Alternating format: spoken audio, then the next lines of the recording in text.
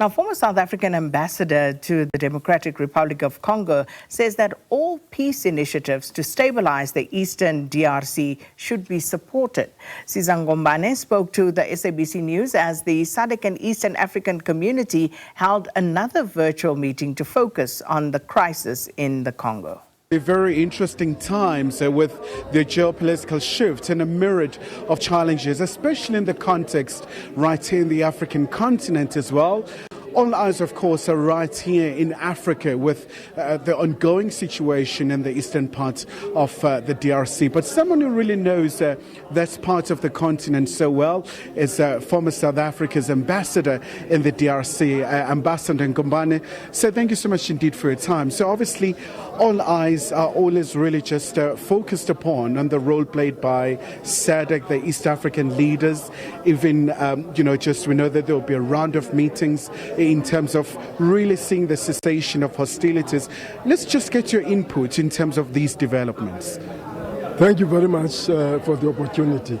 I must say that we are all very pleased that there was an agreement on a cessation of hostilities. We are also very pleased that the agreement is centered around withdrawal of all foreign forces in the DRC and to give the Congolese a chance to sit together and resolve their issues. We have been there since really 1999, even before that, as a country, to see to it that the eastern part of the Congo, the Great Lakes, Burundi, even Rwanda, we helped to make sure that there was stability in that area. And really a lot of energy has been spent by South African government, and we enjoyed full support from the South African population.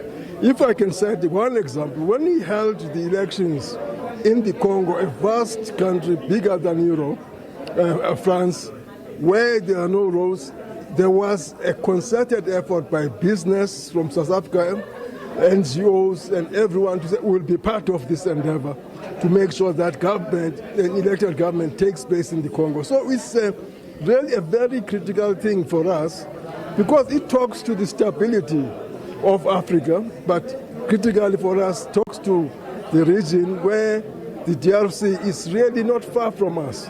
And if stabilized, it would really begin to yield better prospects for Africa.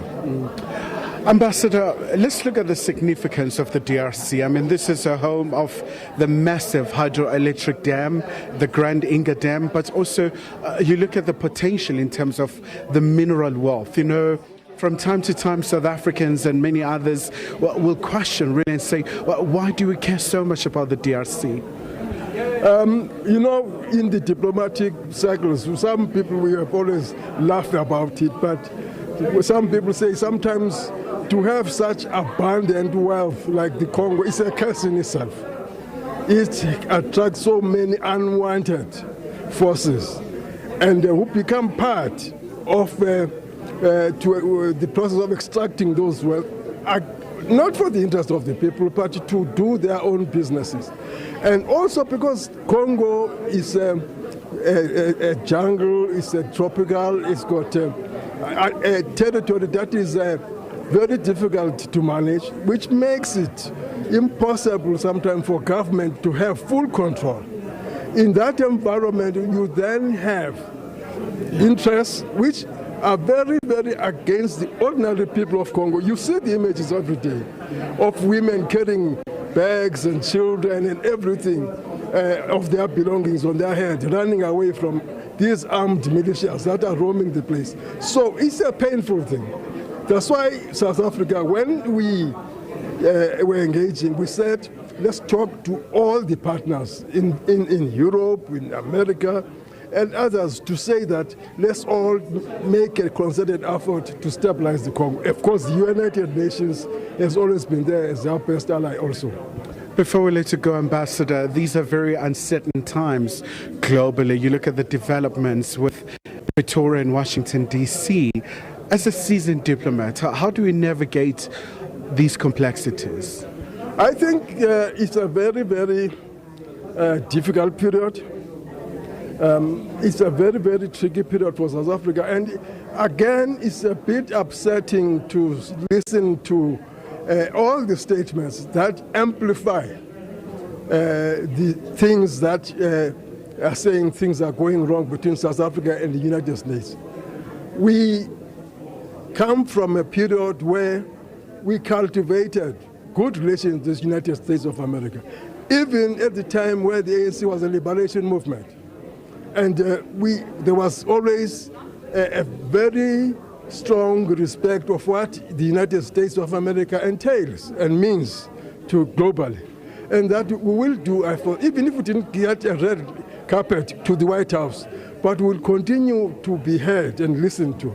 And when we are government, of course, we're able to access the corridors of power, but not neglecting also the Black Caucus and other formations that have supported South Africa to be a non-racial democracy. So it's a very, very upsetting thing. But again, you must remember that progressive forces have worked with South Africans.